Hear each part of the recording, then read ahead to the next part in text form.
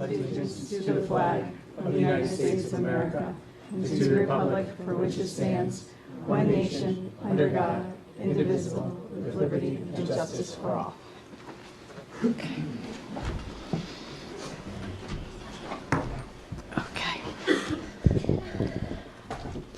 Dennis, do you have a statement to read on behalf of the Board of Ed? I do. Thank you. Can you hear me? Can you hear me in the back? Okay. It's from Dave Ferris, Board of Ed, and actually the legal counsel. So I'd like you all to pay attention if you could. It's going to hopefully answer some of your questions, but in June of this year, complaints were brought directly to the Board of Education regarding the Massac football program. Because we cannot divulge the names of any students with respect to this matter, we will not provide the specific details of those complaints. The complaints did, however, allege misbehavior by coaching staff and that attempts to remedy those concerns via school administration failed to produce results. No board members were the initial complainants. The board sought legal counsel, and on July 5th, the board met in executive session to discuss this matter. Due to the allegations, it was clear consensus of the board that 2 coaches should be placed on paid administrative leave and that matters should be investigated. Board policy and past practice authorize paid administrative leave for these matters. This consensus was reached based on the interests of the students, the athletes, the coaches, and the overall program. Moreover, to avoid any appearance of bias and to ensure the board policies were followed by school administrators, it was also the consensus of the board that the superintendent should work with the board's legal counsel to engage an outside attorney to investigate the matter. No vote was held by the board because policy and past practice authorized these actions, and that the staff involved are employees of the superintendent versus the board. The board has a moral and legal responsibility to investigate all complaints.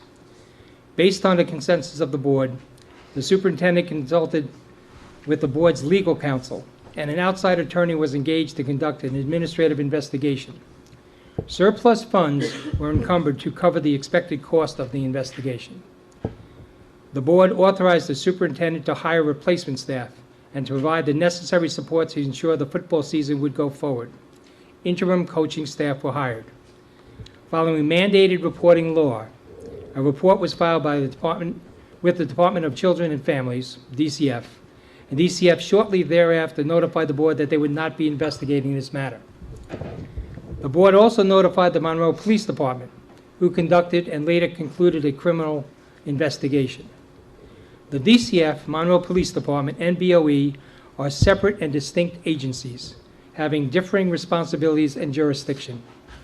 The inaction or action and decisions of one agency does not necessarily affect the actions and decisions of the other. The board did not release any information concerning this matter, because the board does not publicly discuss personnel matters. This is a legal issue and attempts to protect staff by not prematurely or inappropriately leading the public to misconclusions. Also, the release of any detailed information is detrimental to the investigation and to any possible further legal or administrative process. In response to many questions from the public, and to clarify who authorized this investigation, the board met at a special meeting on October 17th.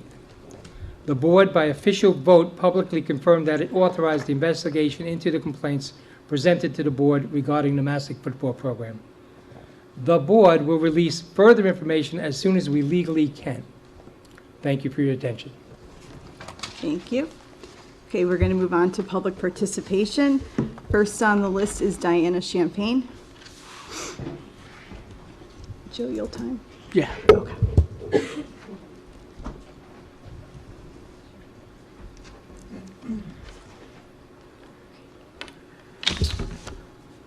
Diana Champagne. Yep. Lazy Brook Road, 2 Lazy Brook Road. Because this is my 4th time here. Yeah. We had a meeting at 5 o'clock with administration, and regardless of that outcome, I'm here to speak directly to you all. This is my 4th time speaking, and I've sent at least 2 emails to this group. I have never heard, received, or got an answer to any of my questions. You remained silent. On October 17th, yes, you did hold a special vote. A special vote to backtrack, to cover your trail. Now it's public record You said it, I'm saying it. You can't vote on something that you already initiated back in July. There are people on this board who were not here for that day, and they shouldn't be here to vote on it because there's a conflict of interest, whether they were initially a complainant or if they are now a new complainant. And I have firsthand knowledge that one of you voted the way you did because you were told to vote yes, and yet you all seek election or re-elections to certain posts. I'll just repeat that one more time. I have firsthand knowledge that one of you voted the way you did because you were told to vote yes. I'm going to redirect myself here to the Board of Ed policies under CABE. Mission statement. The Monroe school system is committed to excellence. Our schools will provide our students with a foundation for lifelong learning. Students will have opportunities to acquire knowledge and develop the skills, attitudes, and values to become productive citizens and to be prepared to meet current and future challenges in the workplace, advanced education, and society. The success of our endeavors is dependent upon an active, supporting partnership among the community, the school system, the students, and their families. From the educational goals, Goal 2 on community. The Monroe Public School District will strive to encourage and strengthen a positive relationship within the community through communication, hasn't happened, accountability, interaction, partnership, shared resources, and celebration. And of course, the agenda says about public participation. Immediate replies to questions and concerns are not to be expected. That's at the board's discretion. But you can reply and you choose not to. And as far as immediate replies, it should not be expected. Well, that might be true. I do expect a reply, and I haven't gotten them. So you don't follow your own mission statement or strive to strengthen the relationships as mentioned just now. So what are you doing? Protecting yourselves. I'll close on two things in the point of me speaking today. A group of parents met yesterday because our boys were told, as they were preparing to get on the bus, that their game was canceled. They were also told that their season was over. They were at the field house. So as parents, we're angry that you are allowing this to happen to our boys. Players were angry, sad, devastated. I have them behind me. Some of them are here. They did play, but we had no idea if that was the last game of the season or not. So we met as parents. I will just conclude, if you allow me to do so. What was said today by a parent, but Monroe Elementary sending a thing out to all parents saying that there's protesters outside. Joe, we were peaceful. There was no protesters. There was less than 10 people out there. We showed up with flowers to talk. It was peaceful. So for it to come out that we were protesters is just adds fuel to the fire. Then a parent takes that and twists it and say that it's in relationship to Sandy Hook. How dare we? How dare she make that statement on a Facebook page? Okay? And secondly, because there doesn't seem to be any oversight to this board, and this isn't about the coaches, it's not about the student, it's about our kids. This is about accountability and responsibility. You failed our sons, and you should all resign. Thank you.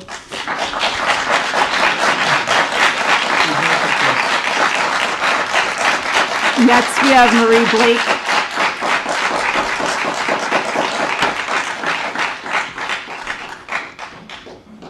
You have 3 minutes to state your name and address.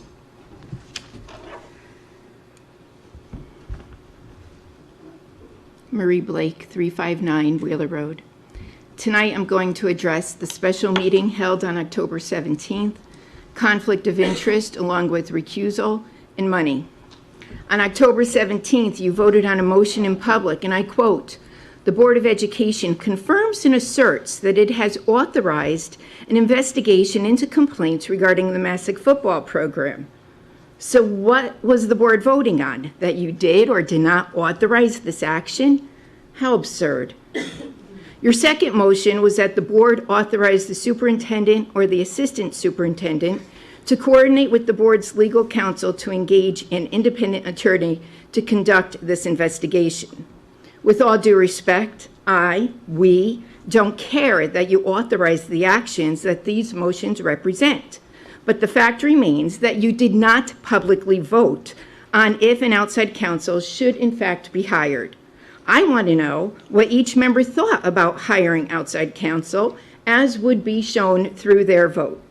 With regard to your word consensus, I found posted in the CABE Journal, which is a journal that focuses on Connecticut school law, dated July 1st, 2020, that, and I quote, boards are not permitted to take action by reaching consensus in executive session without voting in open session.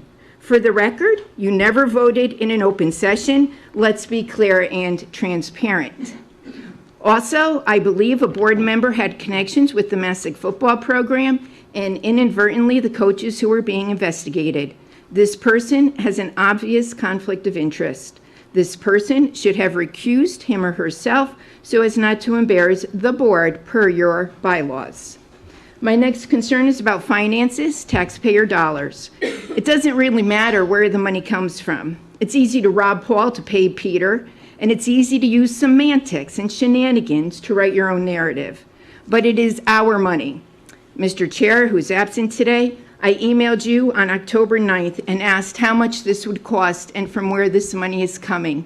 You refused to answer my questions. I don't understand that, so I read warrants. I noticed that an invoice for the office of Kanan Escalera McHale, where the investigative attorney Dan Murphy works, had an invoice dated June 30th, 2023. Now, it is possible that the board has a precedent of retaining outside counsel before an incident happens. It is also possible that it has nothing to do with this outside investigation, but it's also possible that it does. Since I can't get answers from this board, I will be making a Freedom of Information request. So here are my concluding thoughts. This complaint should have never come to this board. Proper procedure and protocol were not followed. And with regard to this board and ethics, well, let's just say your actions speak for themselves. Thank you.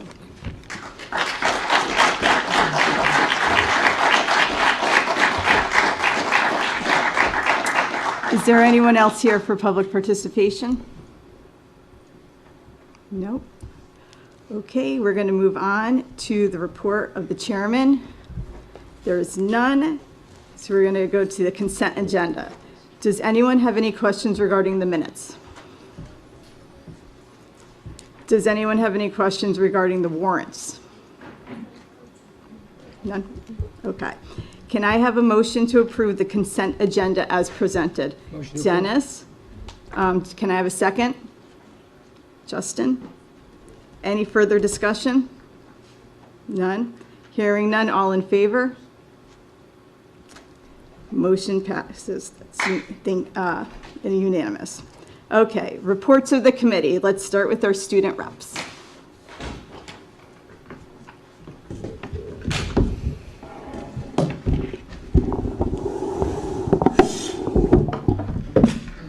Good evening, Monroe Board of Education. I hope you're having a marvelous Monday.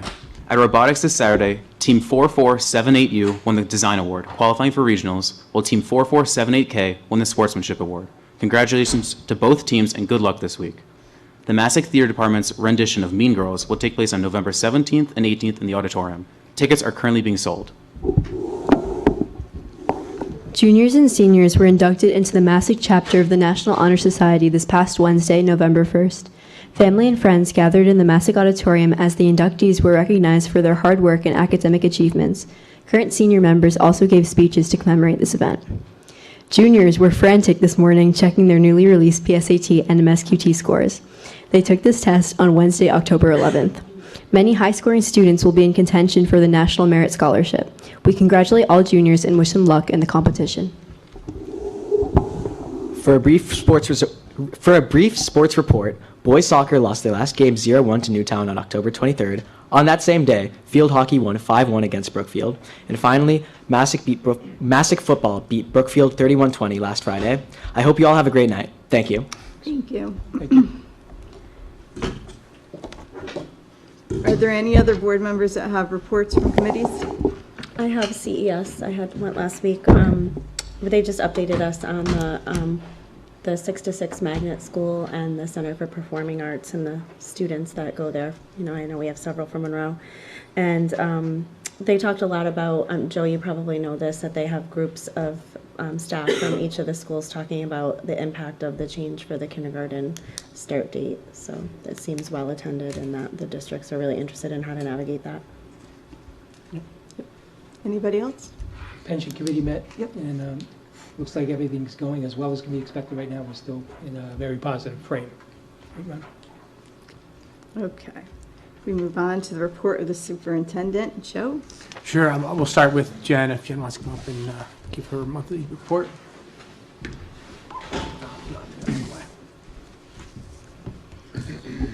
Hi, everyone. Okay, I'm going to start with enrollment. We did not have a single student move in October, which is new for me to say.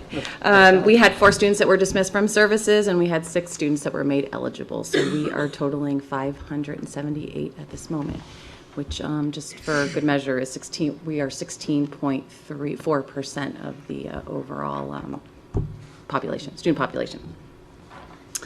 Okay, so our spending in the tuition private line has increased by approximately $14,000 due to student programming changes. Spending in the preschool transportation line has increased by about $73,000 this past month. And this was due to the fact that as we presented last winter, we made some changes to our preschool model. So in order to do so, we had to add an additional bus. And as we know, that was not budgeted for because that was done in the winter. Professional education services is currently overspent by $1,700, and that is due to the need to hire substitute nurses to cover for our nurses in our buildings. And spending in our supplies testing line has increased by about $2,400 as well, and that's due to new testing protocols that were needed to test individual students. And then lastly, another amount of spending, our equipment repairs line was overspent by $950. This is due to student-specific equipment needing repairs. So that's where we are right now, so. Okay, work on the budget, so every day, every extra day that I have to work on the budget is a good thing because then I know, more of the students who move in, more of what their needs are. So I should have that wrapped up in the next couple weeks.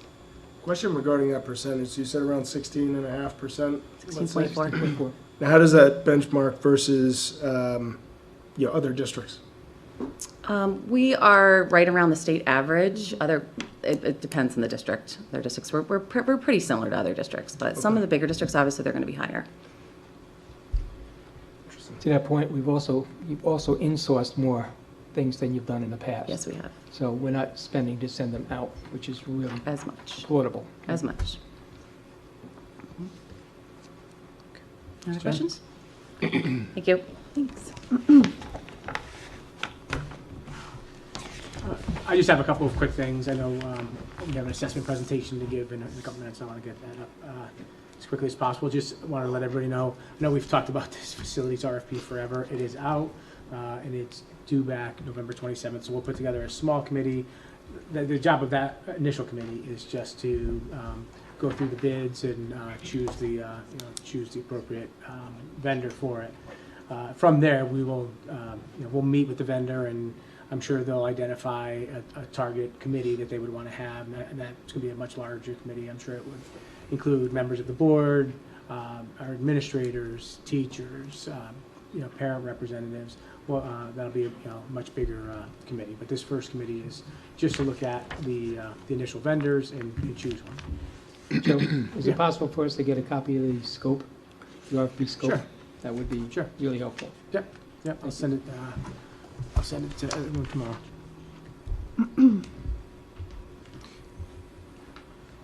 And I'm also writing myself a note because I just realized that I did not send out the budget liaison sign up. So I will get that out. I'll get that out tomorrow as well. We're going to run out of time. Just shift right or left. One. You guys okay with that? You just move to a different facility, either right or left on your list, your choice. Just move it to a different facility, so we just take over another facility. So you don't have to send it out, just do it. Is that okay? You know, You're saying based off the spreadsheet, just off the spreadsheet. move people. Just move everybody. Is everyone all right with that? That's fine. Okay. Thank you. All right, I'll send it out. Just a quick update on the reading waiver that was due in January because we were going to find out in June. We did not find out in June, but I want to thank Sheila, Mike, Kim. I know, especially Kim, has put a ton of work into this waiver. We did waiver was submitted way back when. The company, it's actually PCG, is just starting to review the waivers now. We had a meeting with representatives from PCG as well as a representative from the Connecticut State Department of Education to discuss that K-3 reading waiver.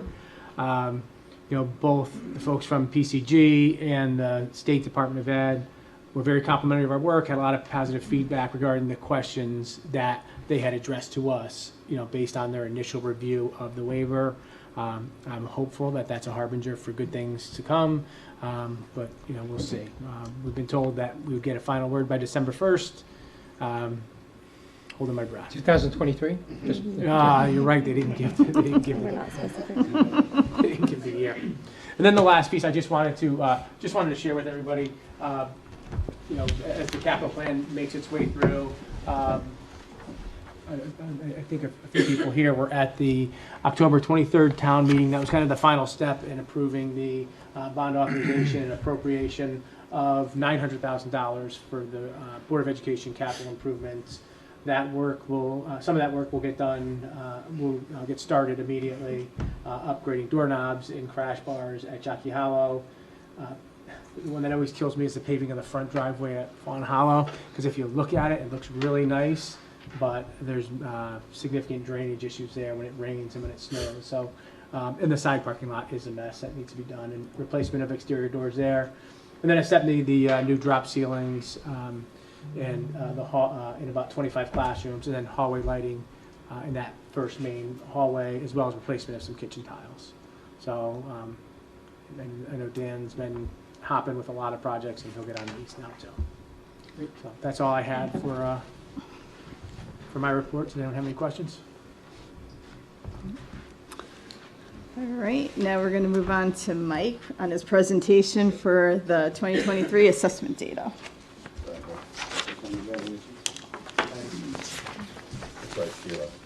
I want to thank Mike for putting this together, and then the team that's worked on the presentation and whatnot.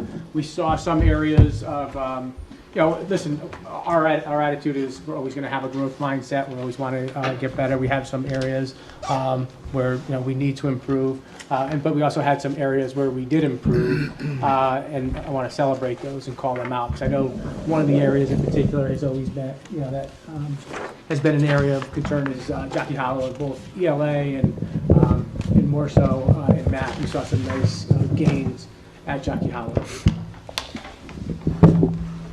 Evening, everyone. In front of you have the assessment results and strategies. It says 22-23. That's because that's what these are reflective of, or last year's results. The strategies do go into, obviously, for this year. It looks a little different, and there's a reason why this book looks different than it has for the last 10 years. We know that education is changing a lot. It has changed tons since, during, and since the pandemic. All the information that was always in that book still is in this book, but there's actually a lot more additional information, because one thing that we've done as a district, I think you've probably heard it over and over again, is talking about us as a pre-K-12 district. Vision of the grad really has become the cornerstone of everything that we do, and that being pre-K-12. Tomorrow for PD, we're spending hours working on experiences for that. So your book really starts with the vision of the graduate, and also looking at our district goals that we put together. And those district goals are based directly in those 5 competencies. So you're going to see those. Some of the other things that I just want to point out as we go through this is what's new in 23-24. You're going to hear from instructional leaders tonight, and they're going to refer to many of these things and many of these new supports that we have to keep moving our district forward. One of the things that the state has been talking about for really the last 5 or 6 years, but has gotten a lot more sort of play in the media, is this Next Generation Accountability Index. And if you don't know what this is, I'll give you a brief overview, but Joe and Sheila and I also talked about after budget season, we're going to do more of a deep dive into the Accountability Index, because it really is the direction that the state is going in assessing how school districts are doing. And what the Accountability Index is it's 12 indicators that looks at the entire student's experience. For so many years, we've just been looking at SBAC and SAT school day. What the accountability index does, it also looks at student growth from year to year. It looks at how many kids are accessing the arts at the high school. It looks at physical education and if they're meeting physical education benchmarks throughout their years. Are they taking college to career ready classes and passing those exams? All those pieces that we know make for a good student are taken into the accountability index. So it goes beyond just that one day, one test, and makes us really look at the full child. So right now, as you see, our accountability index score this year, it was just released last week. So it was an 80.5. It puts us right in the middle of our DIRG, which is a great place to be. We have a highly competitive DIRG. And so I think we have obviously room to grow, but we also are in a really good place to make that growth, especially with some of the things that we've already put into place for this year. The second thing here is performance matters. If you remember, this was one of those budget items from last year that we talked about and now is being rolled out to our staff. And what performance matters does is it gives all the assessments that we give, all the data that we take, it could be attendance data, gets filtered through PowerSchool into performance matters. And what it allows teachers to do is to have like individual targeted information on every kid. So when you open up performance matters, when a teacher opens up its class, he or she has all their students and has longitudinally all their data right in front of them. What we used to do was we used to have Google Sheets at the elementary school, and they'd put all the reading assessments in there, and then they'd have to go back and try to find that kid the year before. That doesn't exist anymore. And the nice thing about this is it allows us to put students into intervention groups, really make some diagnostic decisions about where they are and where they're going. So Performance Matters has been a huge boon. We're really starting to work with it, and I know these guys are going to talk about it a little bit more. Finally, the vision of the graduate experiences and curriculum, that consistency, those conversations are going to speak to student achievement, and really focusing on those competencies should lead to, greater achievement throughout. And finally, the ruler student rollout. We know that students achieve more when they feel better in school. And so the idea of putting all this work out there for students to support them through ruler, giving them those coping mechanisms, those supports, is going to result in stronger student achievement. So those are some of those district-wide focus that is new. It doesn't necessarily speak specifically to the black and white of some of this data, but it's all what speaks to students being successful. So tonight, K-8, the instructional leaders are going to talk about the data in their particular areas, their disciplines, and also some growth strategies, a few high-level growth strategies for that. And then Steve's going to come up, and Lenny and Kevin will join him to talk a little bit about the high school data. While we do this, you have the book in front of you. I'll sort of tell you, hey, we're kind of on page 6 right now if you want to follow along with that. I mean, the numbers are up there, but it goes a little deeper in here, and if you'll see the appendix is where a lot of the stuff that was formerly in the front of the book is now sort of in the back of the book. The other thing is, if you guys have questions while we're in the midst of it, just, it's hard, like, by the end of it, you might not remember what you want to ask about third grade reading. So ask the third grade reading question when Kim's up here, so don't worry about, stopping and doing that. This needs to be a conversation so we all have a sense of what's going on. All right?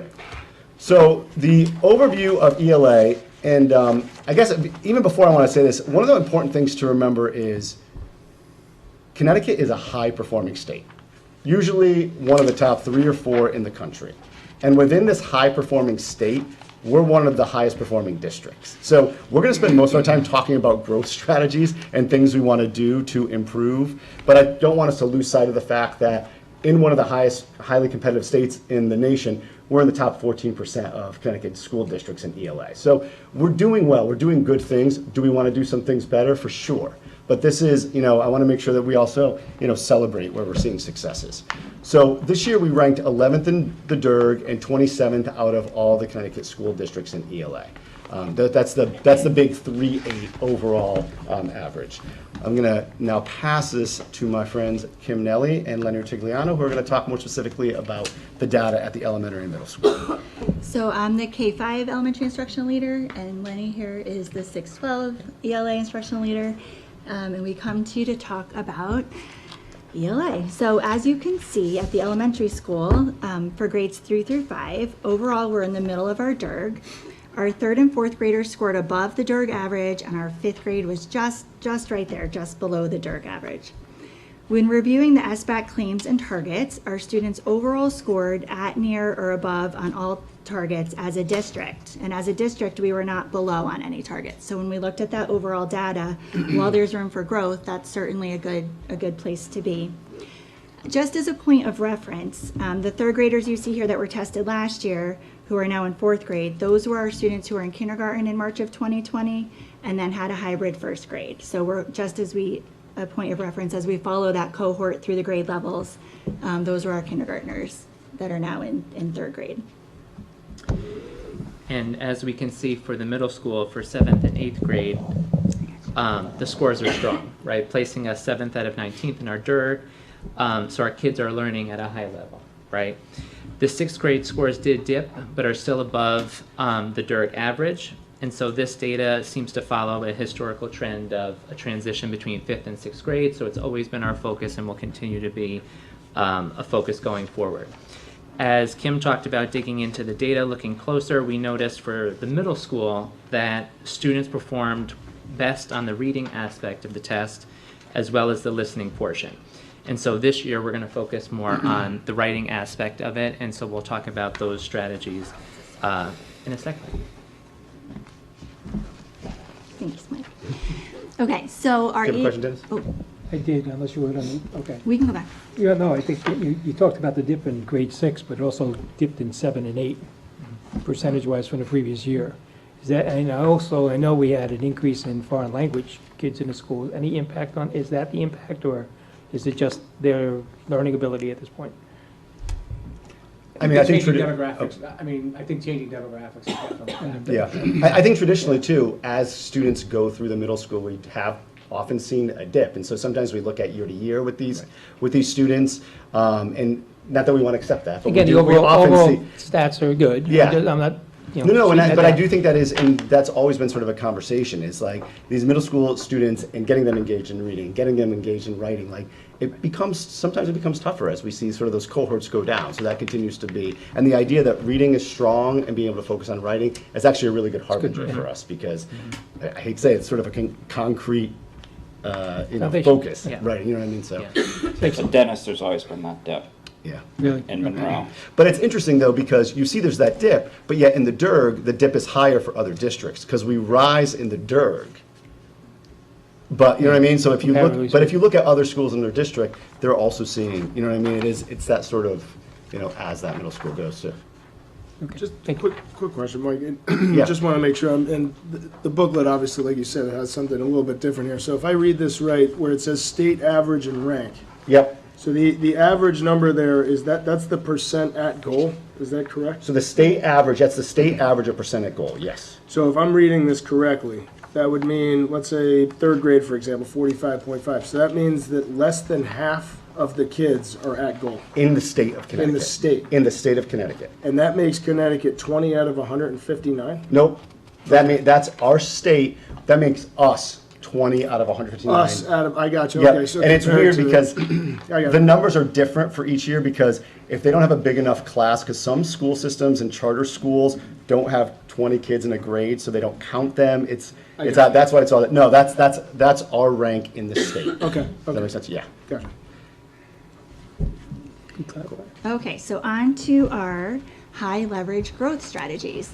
So just as we talked about last year with the science of reading continues to be an area of focus for us.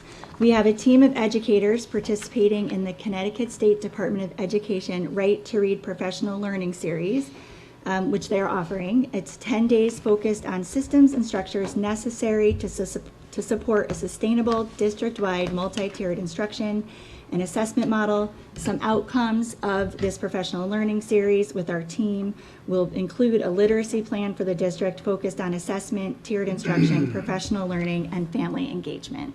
So we've done one of those days so far, 9 to go. We have one Thursday. So we're looking forward to that.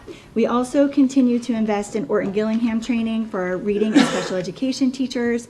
We talked about that last year. It is that direct, explicit, systematic, sequential instruction that incorporates those multi-sensory elements.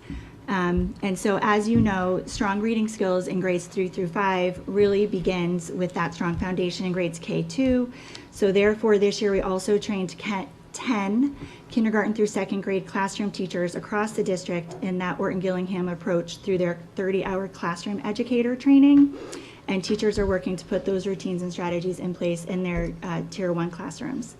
In addition, our universal screen, we have moved to use AimsWeb Plus for our universal screener. A district committee of teachers met through the year last year and picked AimsWeb Plus as our screener, and we're using that in reading and math this year in K3. We spent the fall training teachers in the administration of AimsWeb Plus and recently finished our fall benchmark assessments for all students in K3. And for students in K1, that's done one-to-one with the student, individually with the teacher. And so we're now digging into that data to inform our instruction. And this assessment is giving us just more specific information, especially in early illiteracy, to use to meet the needs of our students.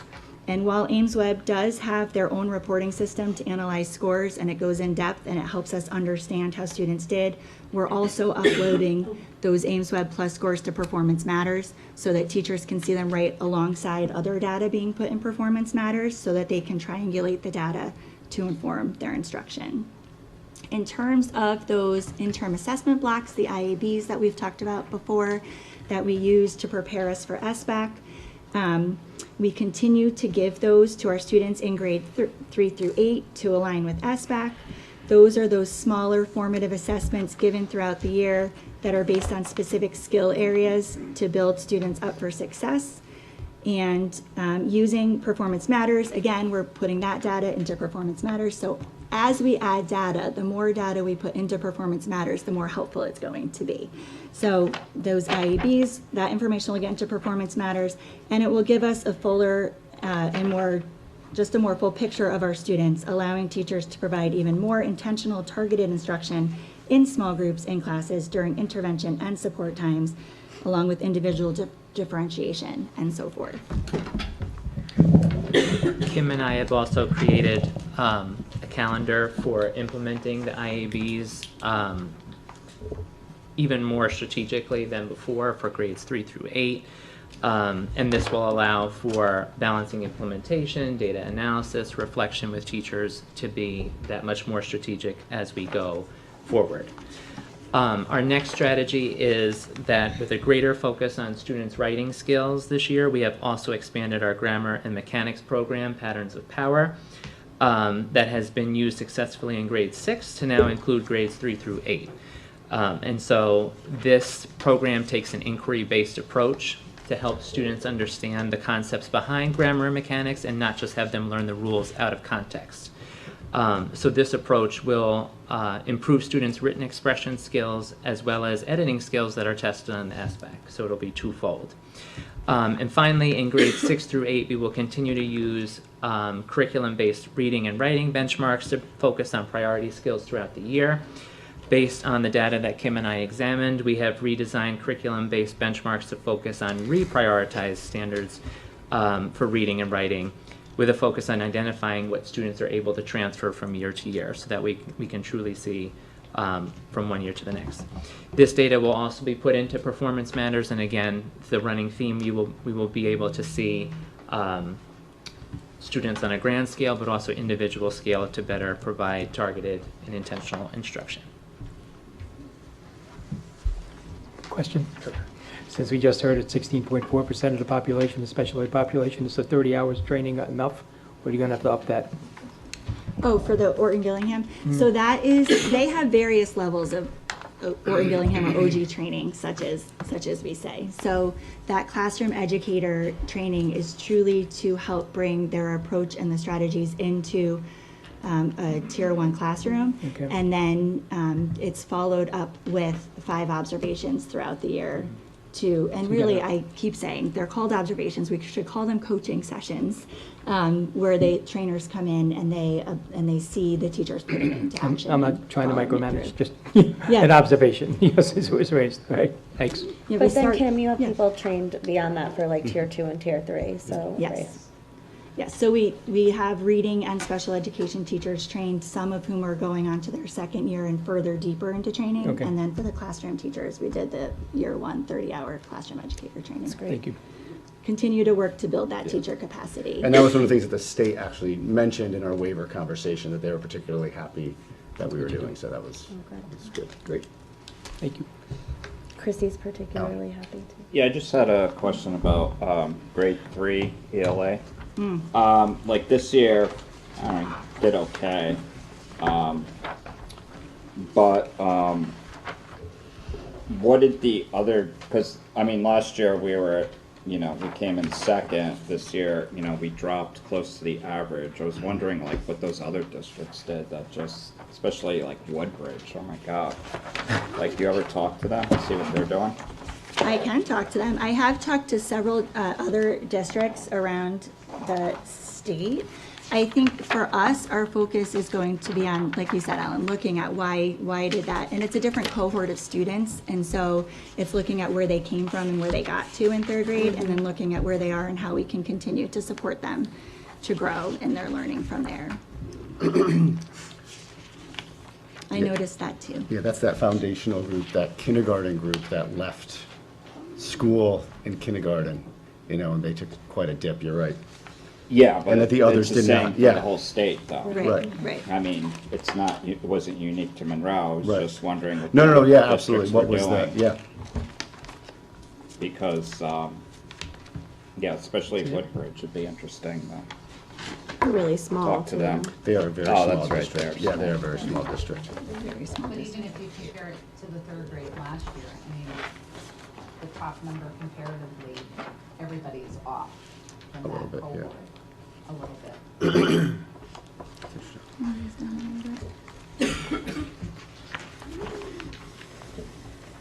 All right. Let's switch the guard and bring on the math folks. Thank you.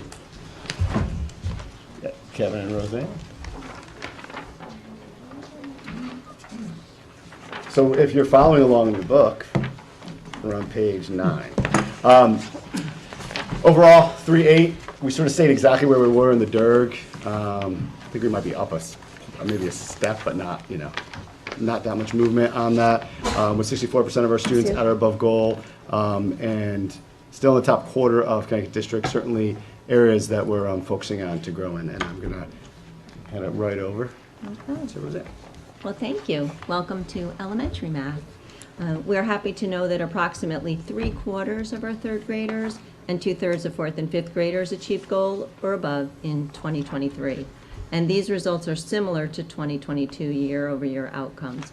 At the cohort level, we do notice that student scores declined. Moving forward from pandemic years has been a challenge in Monroe for mathematics and the nation, evidence that we need to do something different. And we will. In grade 3, we had 73.7% of our students score at or above goal, and that was 12 in the DIRG, and we know that is down from last year at 8 in the DIRG. The DIRG average this year was 73.9, so we were hovering right around that DIRG average. In grade 4, at 67.2% at or above goal, we are now 16th in the DIRG, and yes, we are down from grade 4 last year, which was 14th in the DIRG. But our cohort is down from 74.7%, which is our biggest change. The DIRG average at that grade level is a 73. And in grade 5, we had 74.1%, and we are now 13th in the DIRG. We are up a little bit from last year, so we're happy with that. At the middle school, starting with grade 6. Grade 6 is 55.4% of the students at or above goal, which this year was 18th in the DIRG. That's up from last year when we were last in the DIRG for grade 6. It's a 4% increase, but looking at the cohort data, that grade 6 group is down 4%. The grade 6 is going to be a focus for us this year, really working with the staff. We have a brand new 6th grade math teacher, but working with the staff and working with the students to help support them. Grade 7 is at 66%. This is 10th in the DIRG, and for the second year in a row, grade 7 increased by a large amount from 6th to 7th to cohort growth. This is at 14%. We're really pleased with their work and the way they did, They really stepped up, teacher, students. So we're really pleased with what this grade 7 has done. Grade 8 we're also pleased with too. We're at 61%, and that's ranked 9th in the DERG. Looking at grade 8 last year, that was a focus for us. We were last in the DERG in the present 9th grades, grade 8. If we're looking at the cohort, we're down 2%, but really looking at overall, we're pleased with how grade 8 performed as well. So overall, we're happy with the scores at the middle school, but still needed some work at the grade 6 level. What's the math work going to look like for the elementary level and middle school? Like, what are you going to do to change this? Perfect. Do you need a head? Set him What up was for that? that. Thank you, Alan. We'll begin Going on to with page 10. Okay. We'll begin with our high-level growth strategy, and we are K-8. We will be using illustrative math. We're moving more into illustrative math as a resource, and we like that because it does build foundations and concepts by using strategies that incorporate manipulatives, discussions, games, collaborative groups, drawing, building models, open-ended picture prompts. But most importantly, these student experiences develop the understanding that there are multiple solutions to problems and that all of your thinking counts. We welcome all students where they are, and we move them forward. It is a problem-based resource.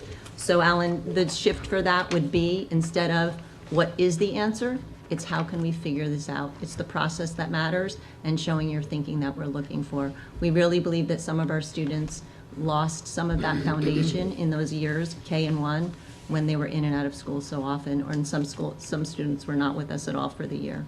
So we really have to build back the hands-on manipulatives and the experiences in math that give you the foundations, rather than just that rote memory or the facts practice that you might think about when we get into 4th and 5th grade. It's got to be the foundational work, and illustrative math is a resource that will help us. The other piece that we like about illustrative math is it connects K-8 vertical alignment, and we're believing that will help us going into Jockey Hollow in the middle school math. Yeah, that so makes sense. I'm like just saying that every district in Connecticut dealt with They did. COVID. Yes. It's, But you we know, have what to- are the other districts doing differently that their kids are more successful in math? And we're trying to figure out what do I mean, our the kids need. alignment Yeah, sounds that like a good alignment idea. can matter for us, I think, as well as the strategies we use with our kids hands-on. And then we also found some support with Ed Advance. We're bringing in some professional development trainers in January to our 2nd, 3rd, 4th, and 5th grade teachers around how to do a problem-based curriculum with your students. They're coming to us, so they'll work with our teachers in our classrooms with our students. So we're hoping that kind of work helps. But you're right, we're picking like what else can we do? So we have to get to know our students. And that's what we're really trying to do and fill those gaps that way. You know, we really talked a lot about like, what are the power standards here? What are the standards that we really need to focus on for students to be successful at the next level, and really refocusing our work. And that was one of the things when we talk about the vision of the graduate and the curriculum that we're putting forward as a public-facing curriculum. When I had the conversations with the ILs, I'm like, before we put like 30 standards up on each unit, we're like, no, what are the few standards? That's like one of the reasons why we're just doing high leverage growth strategies. Like what are the things, what are the concrete few things that we need to focus on for these kids to be able to like make it to the next level. Sometimes there's like an embarrassment of riches of trying to do too much, and really like what is it that these students need, and sort of figuring that out. And illustrative math is nice because it has that application piece, which is really what SBAC and what all math is really going towards. And when you look at the, I don't want to speak for the math thing, but when you look for the math statement, the position statement that the State Department of Ed has put forward, it's all about application. It's all about, figuring out the why of the math. So that would be a dramatic shift from what's the answer to how are we going to figure this out. That's a shift sometimes for teachers as well as for students. Yeah, we saw a lot of students having trouble applying the skill. They understood the skill, they could do the skill, but they had trouble applying it. I think with illustrative math, you're seeing more of the application of the skill than just the skill work itself. We piloted last year in 8th grade for the full year, and the teachers liked it. They liked it, the kids liked it. It was great to walk into a classroom and see those mathematical conversations. And so we've extended that to the 6th and 7th grade this year. Last year, we just piloted one of the units in 6th and 7th grade, but we want to extend the resource through all 3 grades. Also, to Roseanne's point earlier, just also have that K-8 consistency that we never really had over the last number of years in terms of the resource. We also like the fact that when you look at the type of questions illustrative math question has, it's a lot like the SBA type questions. Multiple responses, just, so they're getting more experience with those type of questions embedded throughout the year, and not just, let's give them an SBAC type question. They're really seeing more consistency in terms of those. We also collapsed the Algebra 1 levels last year. We used to have 2 levels of Algebra 1, College Prep, and then Honors. We collapsed into 1 level. For those kids we've accelerated in 8th grade, and we really felt that both of those moves has helped with our 8th grade scores. The next one, and this is also very popular lately among Connecticut's, is building thinking classroom strategies. We started last year in K-12 reading a book called Building Thinking Classroom Mathematics. And within it, there's 14 strategies to help students learning visible in the classroom. We focus on communication as one of our goals. It's one of our Vision of the Graduate competencies. It's an instructional goal. It's also one of the claims on the SBAC. So we want to see good mathematical communication in the classroom, seeing peer-to-peer conversations. And with these strategies that we're learning, and really we're focusing on the first 3, because they say, really, if you master the first 3, you'll see a change in your classroom. What there are is really having meaningful tasks, randomized grouping of students, and then also vertical spaces for them to work. Get them out of their desk, get them working around the room, conversations in the classroom, talking about a math problem, and really really looking around the room so that kids could see other kids' work. We've really seen a lot of nice things. I mean, speaking the other day, I was actually in a high school class where they had students up around the room, and it was interesting to watch because the kids were doing the mathematics correctly. They didn't know what north, south, east, or west meant. So when they gave them this task where we had to go 5 steps north, 3 steps west, they were going the wrong way. And so it was. Did you ask them what time it was? It was clockwise and counterclockwise. They were having. And it was interesting because it wasn't the mathematics, but the teacher and I immediately saw okay, that's what we need to focus on. So it was interesting to see. So we really have started working with these strategies, and we're going to extend to the other 14 as a year and 2 years go. And in elementary school, elementary teachers love building thinking classrooms, the premise of it, because being up out of your desks to do your work, isn't that every kindergarten and first grade classroom? Kids don't want to be behind a desk. They have to get up and move around and move their bodies and engage in the learning. Building thinking classrooms is about engaging yourself in the learning. And we know that that's how we get to our students in the elementary school. The practices do align beautifully with the illustrative maths problem-based instructional model. Thinking is an invisible action, except when you have kids do a task and they're manipulating materials, drawing their thinking, talking to others, and then you have evidence of what's going on inside those little brains. And then they can share it out and you can build on what they need to know in that moment. So you're guiding them through that lesson and you're being aware of what they need from you at any given time. Building Thinking Classroom provides that structure for students to show their thinking, for us to see the development and their growth through problem-solving tasks. And in addition to the specific building thinking type tasks, illustrative math lessons open every day with a thinking task, a mini thinking task. So children are welcomed into a math lesson where they're taught that they are mathematicians and their thinking matters. A 4th grade teacher today from Stepney School ran down to find me in the building and said, the kids had fun. I'm so excited. We did a math lesson. They said math is so much fun. And we said, that's the engagement we need to get back to our students. Math is work, but we want them to know it can be fun and they can be successful. And we think between building thinking classroom strategies and illustrative mathematics strategies, we can teach into that with that excitement again. Third strategy is the interim assessment blocks. As mentioned earlier by the ELA group, math teachers are also using these interim assessments to really allow students to see the structure and the material that's on the SBAC that they're going to take in the spring, but it also allows the teachers to take a look at what students are struggling on, what material. A lot of my teachers are using as a pre and post, so they get an idea up front before we start going through that part of the curriculum of what the strengths and weaknesses are. but then also as we have, which we'll mention next, is pause. We don't pull these kids into pause groups to really work with them in a small group on these type of questions from the data we receive from the interim assessments. Also in grades 3, 4, and 5, we can use the inter-assessment blocks to help us. And our focus is also to get students ready for the big SBAC test. But in grades 3, 4, and 5, our focus has to deal a little bit differently. We did interview students after we came out of COVID about their SBAC experiences and what they think about them. And they said that they don't always remember how to use the computer tools, that when they have a question, nobody will answer them when they take those tests, and they didn't always understand the language of the test. So we knew that our job in 3, 4, and 5 was to get kids comfortable with the testing experience itself. So we can use them as teacher guides as well as student assessments at the end of units, more of a summative. And then the best part about our IABs, they align each question to a specific standard in math. So if a student gets a question wrong, the teacher can find out exactly what standard in math the student is struggling with. So when we form our targeted small instruction, we know exactly what the student needs. And if there is an overwhelming number of students who get the same question incorrect, we know that is a specific standard we need to reteach the whole class. So it is a very big informative tool for us in the elementary level as well as the middle school level. And we also have WIN. That is where we take all this data and information we've learned about our specific students, and we use that in small group time. And we also have the interventionists this year in our elementary schools that really support us.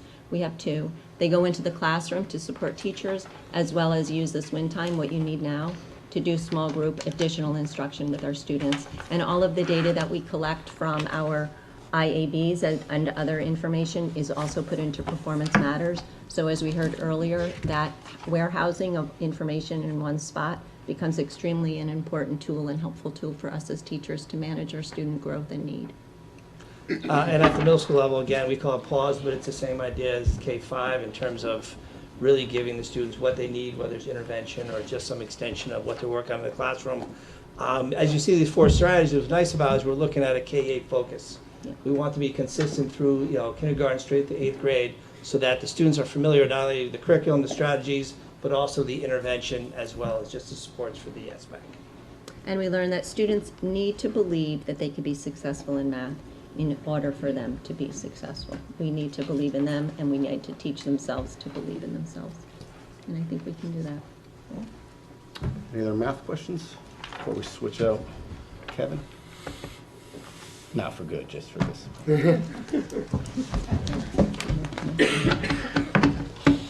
All right. Friends in Science, we're going to get Jim Stozel join us. Roseanne, you want to start with these? Sure, I'll start right in. Did you want to start with Page 11. Page 11. We are there. Again, we'll start with our elementary group. We assess students for the NGSS assessment in grade 5, grade 8, and 11. So all of our work in elementary school is tested in grade 5. So there we go. I'll get started. 75.6% of our students were at or above goal in 2023. We were 8th in our DIRG, and that was up from the previous year when we were 10th in our DIRG. The DIRG average is 72.7%, so we were up in grade 5 last year, and we're proud of that. In, excuse me, in 8th grade, 73.4% represents a 6% increase from last year, which we're pretty happy about. We moved from 9th to 4th in the DIRG, and this tells me this is that score is consistent with our 2019 score, which was the highest one we had since we implemented the NGSS testing. Tells me that we're on the right track in the middle school with our curriculum. At the high school, we're a little bit more concerned about the scores there. We dropped 12% with our NGSS scores there. That's our second year of a decline. I don't think that 12% drop is a fair representation of what that 11th grade cohort's knowledge of science really is. I say that because we also look at the SAT science subscore. That's usually one of the highest ones on the SAT, and it wasn't quite the highest one this past year, but it went pretty well for them as well. So there's a disconnect there. I think there's some other considerations for us to think about with this specific testing. The very first day of testing that we did, we had some horrible bandwidth issues here at Massac with the Wi-Fi. For a test that normally takes 90 minutes to lose that first hour and be very frustrating, really set a negative tone for the rest of the testing, days of testing. It's an excuse, but I think it was a legitimate excuse. It was severe for this one. The good news was it set us up for the rest of our standardized online testing since science went first. You're welcome. This cohort did not take an NGSS test in 8th grade. They were home then. Right. So the last time they took an NGSS test was in 5th grade. Familiarity with the tool, I think, is really important. We're still ramping up the use of IABs at the high school. So I think we had a lot of confounding issues that went into this. Was that unique to Monroe? No. There were, so some schools did better than others. I think that the combination of effects here made it more of a perfect storm issue for Monroe than some other districts saw, though.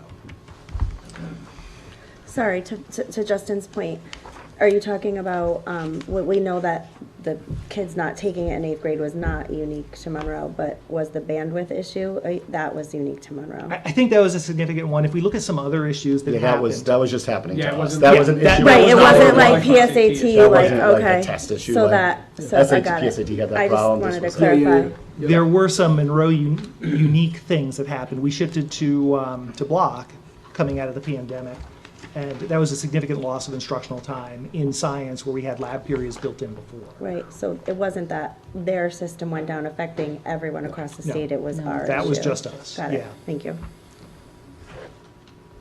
We'll move into our strategies. And that class, it's just surprising, because that class is such a high-performing class, generally speaking, right? That- I truly think on a test that is always historically not meant as much to kids as the SAT, that's what we saw. We saw them just giving up on this after a really rough first shot.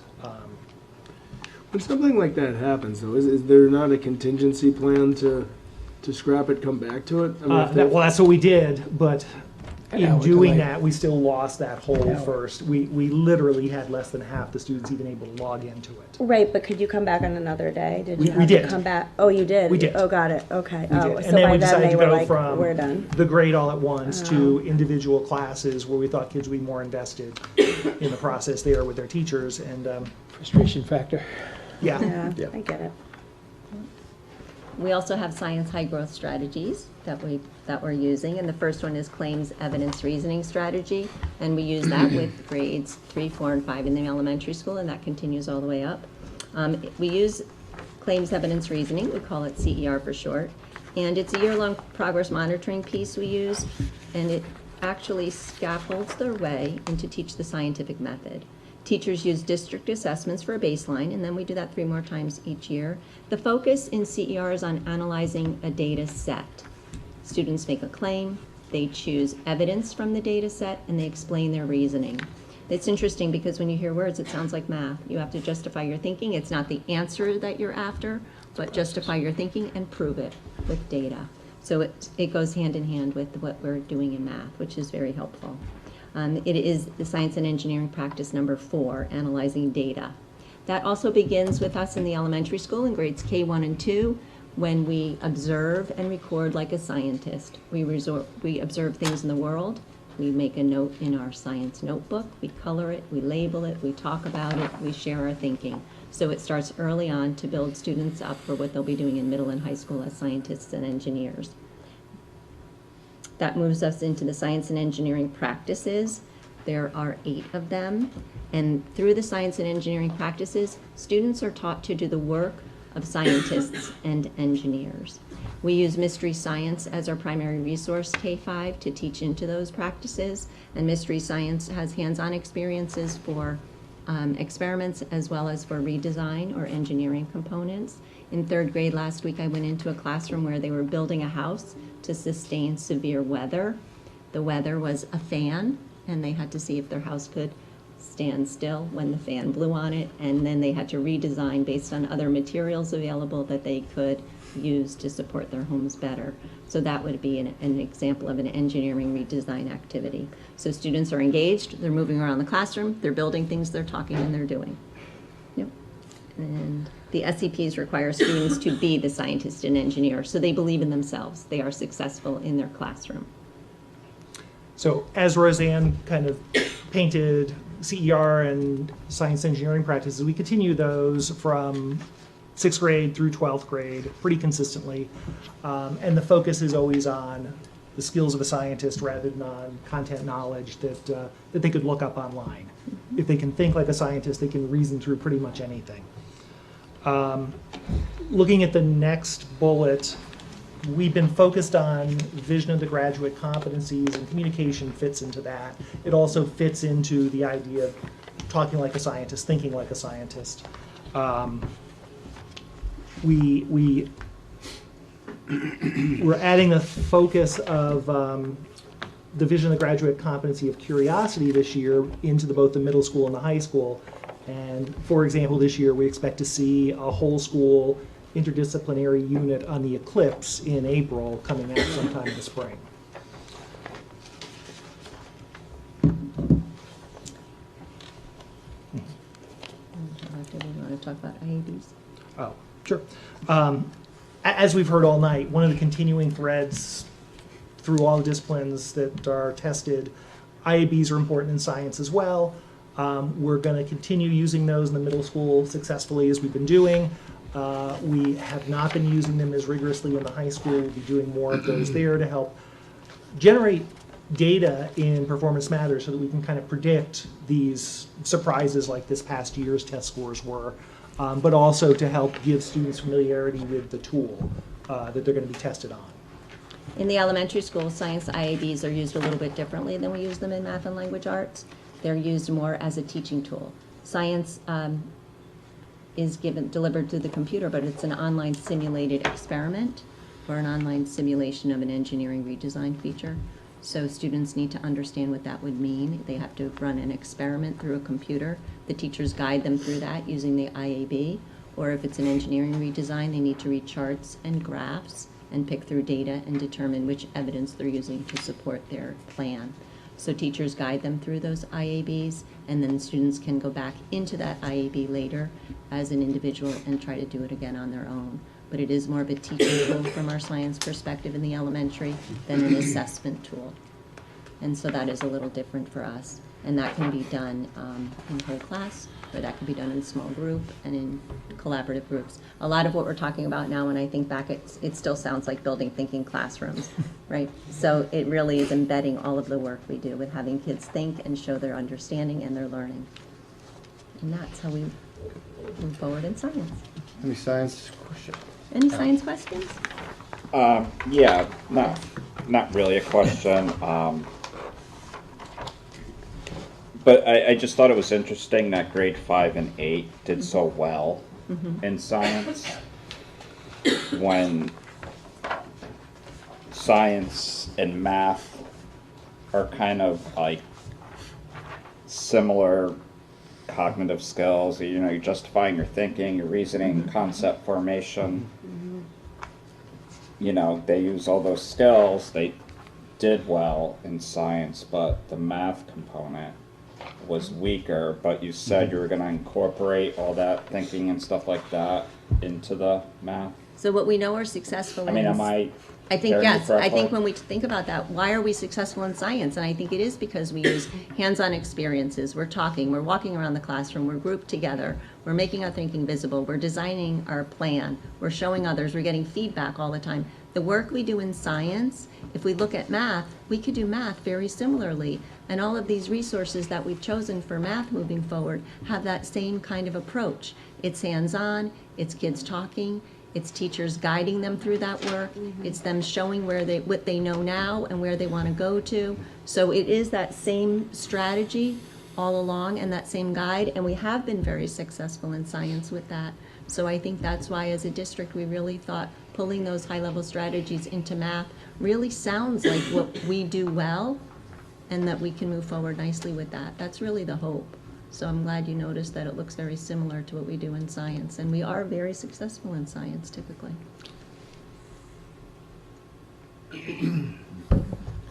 It's a paradigm shift for math Yeah. instruction. Yeah. That is the process, and that is Yeah. that whole illustrative math and bringing people in to sort of teach math differently. And I think it's a good point, and it's a point to Yeah, it's just a similar skill Yes, set to absolutely. do well And in like, how both do we, subjects. you know, Be interesting to see if the peer leadership from the group works is similar people in math and science.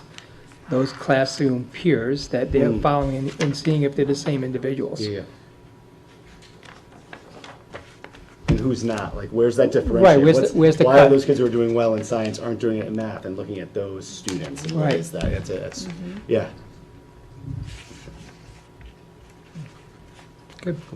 Yeah. Thank you. Thank you. All right, we're gonna close up with the high school. Steve.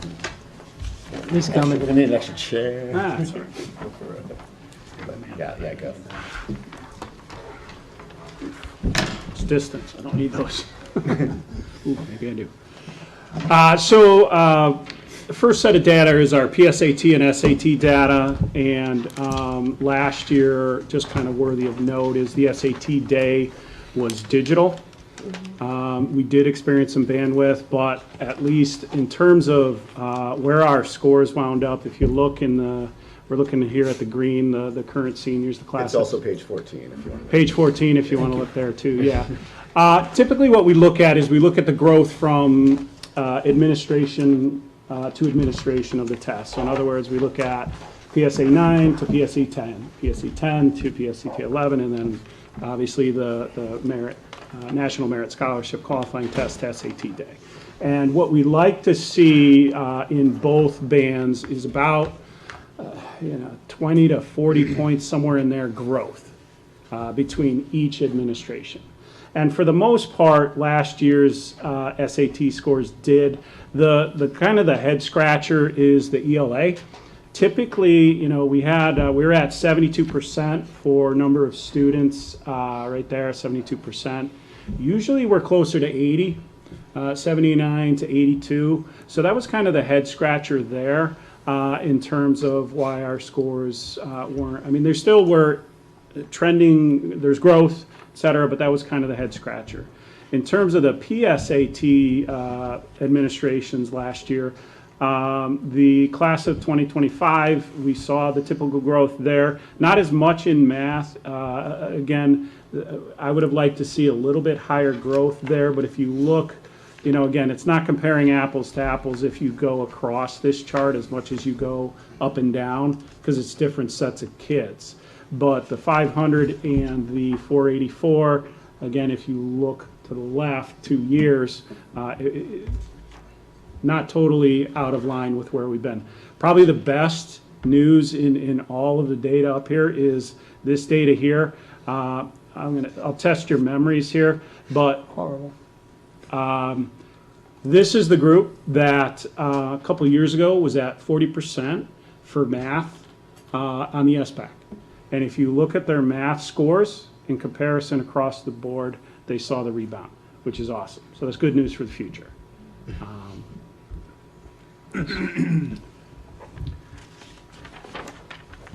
Made sense for both Kevin and Lenny to talk now about the strategies for the SAT and PSAT. I will say before they talk, our teachers work extremely hard to give our kids experiences and SAT-like questions in both ELA, social studies, obviously, and math as well. They have some updated strategies or more focused strategies that they want to share.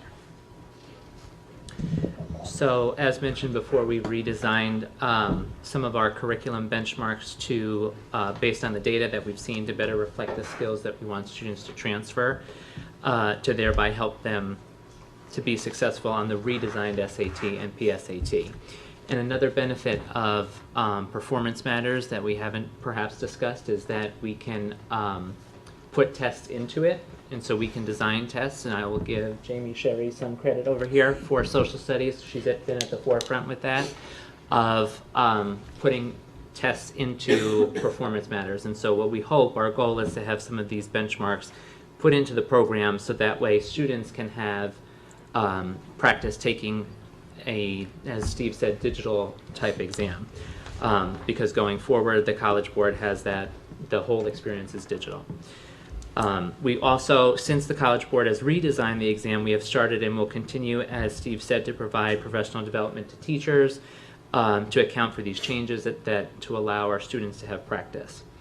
And so, for instance, this fall, prior to the PSAT, we provided opportunities for students to experience using the new online format. They were given time to navigate the practice website and application. They located different supports in the system, as was mentioned earlier tonight, like the highlighter and strike through, for example, as well as practice with the online calculator for math.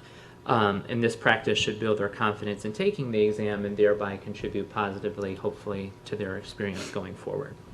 The third strategy is our collaboration time. Many departments have this time every other day where teachers come together to look at student data, look at student work, look at the curriculum, and just have conversations and able to collaborate just so they're all on the same page, or it's just something that maybe one teacher has done in the classroom that they want to share with somebody else.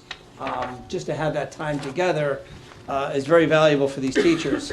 One of the things that we do every year, and we'll end up going to do it in the next week or two, when the PSAT data comes back, it comes back with an instruction report and really a question analysis. What questions did they do well on? What questions they struggle with? We break down those questions. We take a look to see where we're covering them in the curriculum, making sure we're covering questions like those in the curriculum, so that from the time they now take the SAT in the spring, they've been exposed to all these types of questions so that they're able to better recognize and answer those questions.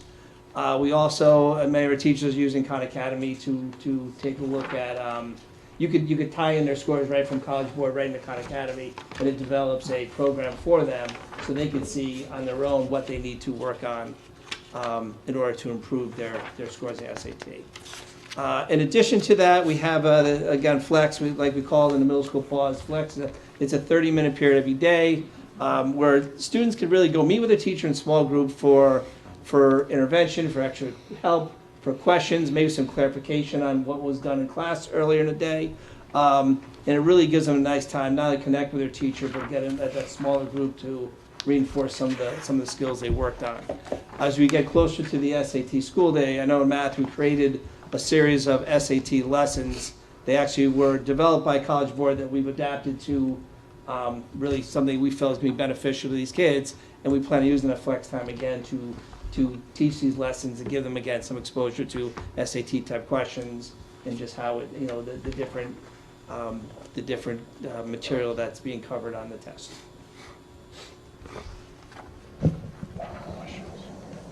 Questions about SAT and PSAT?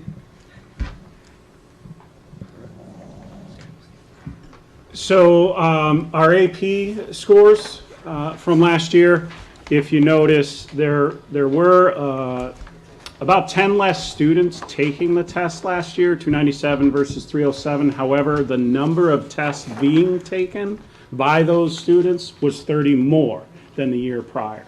And probably the best news in all of that is that our percent of passing rate improved. So we had less kids taking more tests, doing better than their predecessors. So again, this is a tribute to the teachers of those courses in preparing our students to be successful on these high stakes exams. The other piece of this is the accountability index that Mike mentioned at the beginning of this presentation way back when.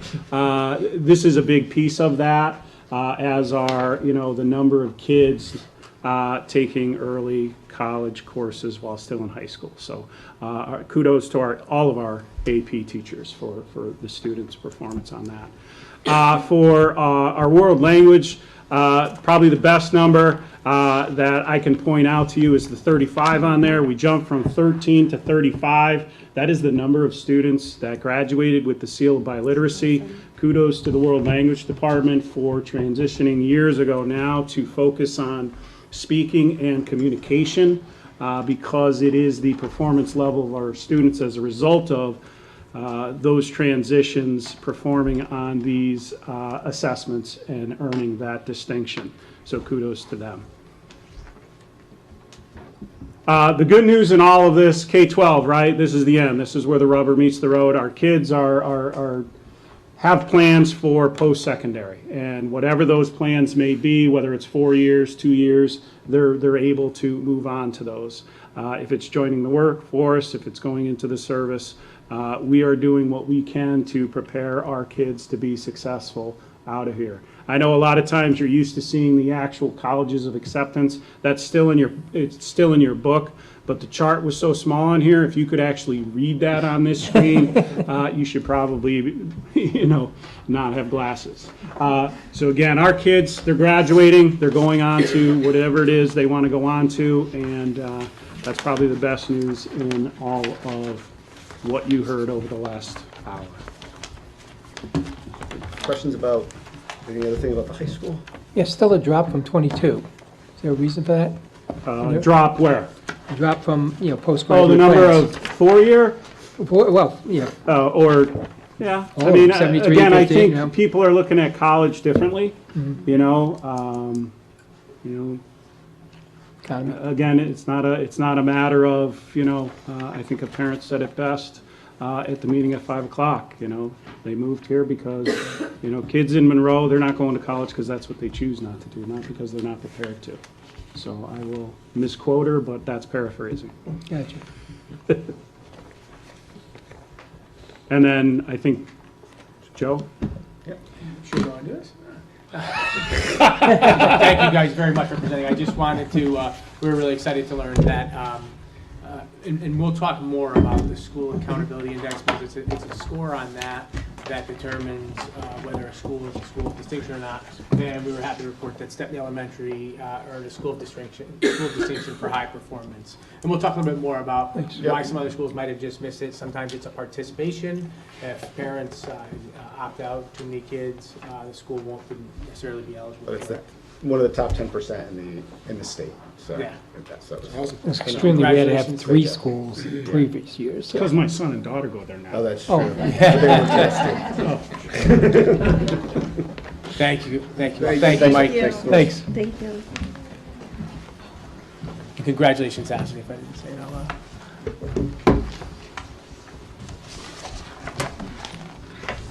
All right. Joe, you can put that on the website? Yes. The presentation, right?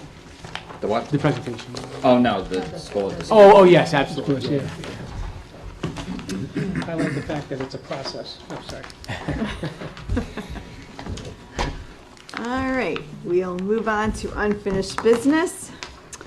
We're going to vote on policies. So can I have a motion to approve policy 615, motion 6159 and 6141.51 as presented at tonight's meeting? Dennis? With can I- edits? Yeah. Jerry, second? Okay. Do we have any discussion? That's good. No? All in favor? Passes, thank you. Okay, the next vote we have is on curriculum.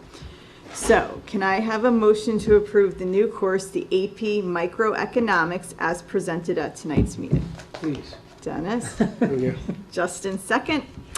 Any discussion? None? Desperately All in needed. favor? Passes.